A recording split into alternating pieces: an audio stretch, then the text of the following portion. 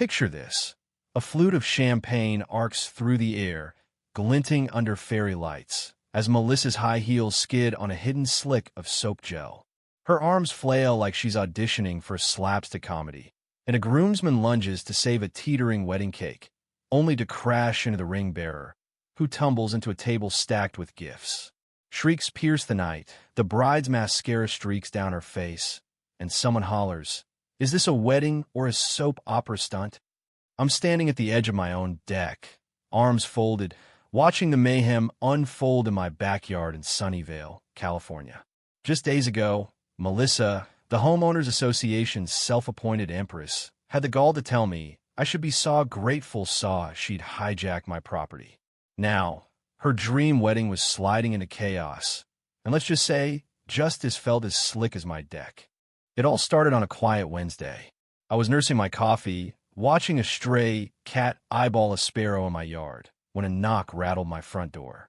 Taped to it was a glossy flyer from the HOA, the usual nonsense about sprinkler schedules and mailbox paint codes. But buried at the bottom, in a font that screamed afterthought, was a line about community event overflow on shared spaces. I snorted, tossed it on the counter, and forgot about it. Big mistake. By Friday evening, I pulled into my driveway to find two guys hauling a portable dance floor and string lights onto my deck, the one attached to my Lee VYing room, the one I paid for, the one that saw mine saw. Not a public plaza, not a community lawn-me private deck. I stepped out, jaw tight, and asked what the hell was going on. The guys, wearing classy Celebrations polos, looked confused. One, a lanky dude with a clipboard and an earpiece, checked his papers and said, "This is the spot for the Thompson wedding. Lisa Thompson's cousin." I blinked, told him this was private property, and he just shrugged, saying I should talk to the client. Right on cue, Melissa strutted up, all designer sunglasses and sharp blazer, her voice like nails on a chalkboard. She waved at my deck like she owned it and announced it was booked for a very special occasion. I reminded her it was my property. She fired back, claiming it was a community overlook per some obscure HOA rule, Section 3B, or whatever.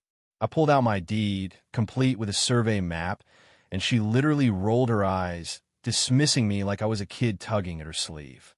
She bragged about her cousin's wedding, 80 guests, a gift to the neighborhood's VYB. When I told her to move it or cancel, she stared me down and said, "You should feel PRIVY-legged." That was it. That was the moment something in me snapped, not loud, not angry, but cold and calculated. I smiled, a sharp, dangerous smile, and gave her 24 hours to clear out. She laughed, hummed a wedding march, and sashayed off. That night, I pored over my HOA contract. My deck was mine, exclusive use, black and white. I called a lawyer buddy, Tom, who confirmed Melissa was full of it, forging authority she didn't have. He suggested documenting everything, but warned that the HOA board wouldn't move fast enough. The wedding was in 36 hours. As I watched Melissa's crew set up floral arches in a DJ booth, her sipping an iced latte like she was directing a MOVIE, I knew words wouldn't stop her. She was too deep in her own delusion, but I could make her regret it.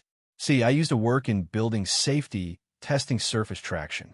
I knew floors, materials, and most importantly, how to make them slick. I wasn't out to hurt anyone. I'm not a monster. But I wanted a spectacle, something to burn into Sunnyvale's memory. At a supply store, I grab a non-toxic, odorless gel used in industrial cooling. Spread thin, it turned tiles into an ice rink. That night, under cover of darkness, I crept onto my deck with a sprayer, coating the high-traffic spots dance floor, buffet line, DJ area, skipping the entry rugs to delay the chaos. I cleaned up like a pro, scrubbed my shoes, and erased every trace. Saturday dawned bright, and Melissa, in a gaudy purple dress, paraded around like she'd won a war. She bragged to guests about securing the best venue with her HOA charm. I stayed inside, sipping iced tea, waiting. The ceremony went off without a hitch. Vows, rings, applause. Melissa glowed, oblivious. Then the DJ dropped the first beat. The bride, Emily, twirled, wobbled, and slipped. Her groom, Jake, grabbed for her, only to crash into the best man. Laughter turned to gasps, then pandemonium. Guests slid like they were in a cartoon, plates crashing, drinks flying. Melissa, trying to take charge, stepped forward and bam, her heels betrayed her, sending her face first into a tray of shrimp cocktails. The ring bearer dove into a bush, a grandma slid under the dessert table, and the DJ, panicking, cranked up the music like it was a prank show. I filmed it all from my window, safe behind glass, as Melissa pounded on my door, screaming. I held up my deed, highlighted and smug, and she looked ready to explode. The aftermath was a mess, toppled chairs, soggy tablecloths, guests limping away with cake in their hair. Emily sat sobbing, her dress ruined. Jake looked like he'd rather be anywhere else. Melissa, frosting in her hair and a fake eyelash dangling, banged on my door again, accusing me of sabotage and destroying a family legacy. I cracked the door, cool as ice, and reminded her she'd trespassed, faked flyers, and ignored warnings. She threatened to sue. I shut the door in her face. 2 HOA reps, Greg and Sarah, showed up looking awkward. Greg hinted I'd done something to the deck. I handed him my deed, notary stamp and all, and said I'd just cleaned my property. Then a guest, an older lady in a blue hat, dropped a bombshell. She'd recorded Melissa boasting about forging the HOA notice and putting that nobody in his place. The VY Deo played, Melissa's voice clear as day, and the reps' faces hardened. Melissa lunged for the phone, but the lady stepped back, warning her off. Greg apologized and left. Melissa hissed she wasn't done with me. I smiled and said, "Oh, you're just getting started." The fallout was swift. Clips of the Sunnyvale slide wedding went viral, dubbed Melissa's messy matrimony. My phone pinged with tags in local groups, debating if I was a hero or a VY lane. I stayed quiet, letting the truth spread. At an emergency HOA meeting, Melissa tried to play VY Tim, fake tears and all, blaming me for endangering lives. I handed over a flash drive VY Deo's, photos, audio of her admitting she didn't care about my deed. The room went silent. The blue hat lady stood up, saying, "You can't misquote what you shouted for the world to hear." The board stripped Melissa of her HOA role, suspended her voting rights, and slapped her with cleanup costs.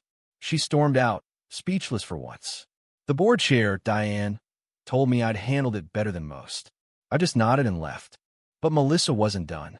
A week later, a courier dropped off a lawsuit claiming defamation, sabotage, and get this emotional distress for Emily, allegedly in therapy.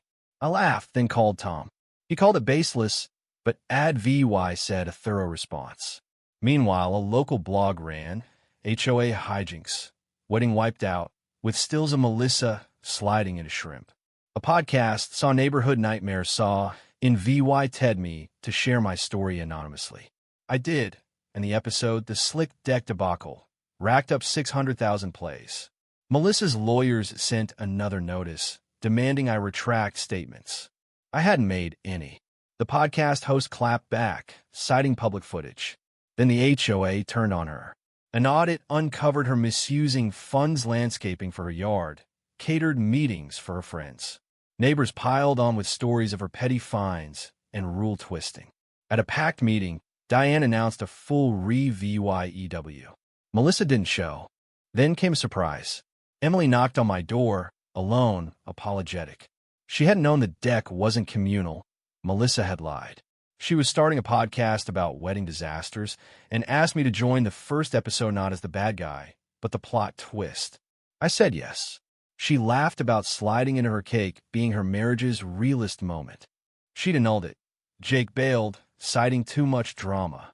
Maybe my gel cleared her VY shown. Days later, a neighbor sent me security footage of Melissa sneaking into an HOA barbecue in a disguise, only to trip into a lemonade table. Karma's got a wicked sense of humor. Things quieted down.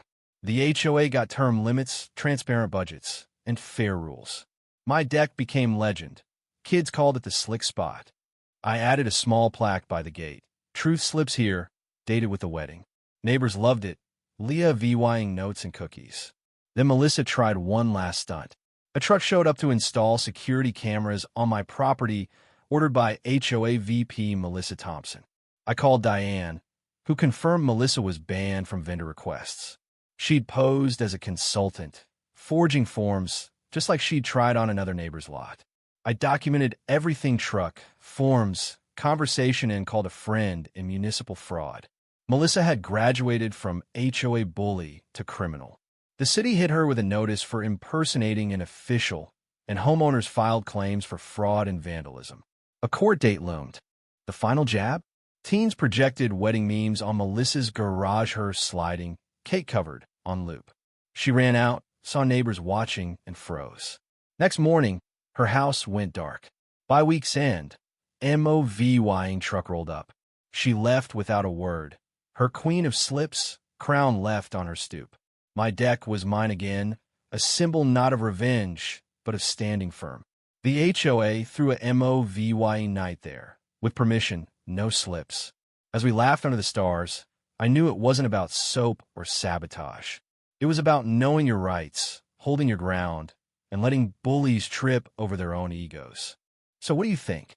Was I a mastermind or a menace? Should I have gone legal from the start, or was the gel the perfect jab? Would you have let Melissa steamroll you, or would you have fought back harder? Drop your thoughts below. Hit that like button if your team's slick deck, and subscribe for more stories where entitlement gets a reality check. Let's hear it. What's your move against a Melissa?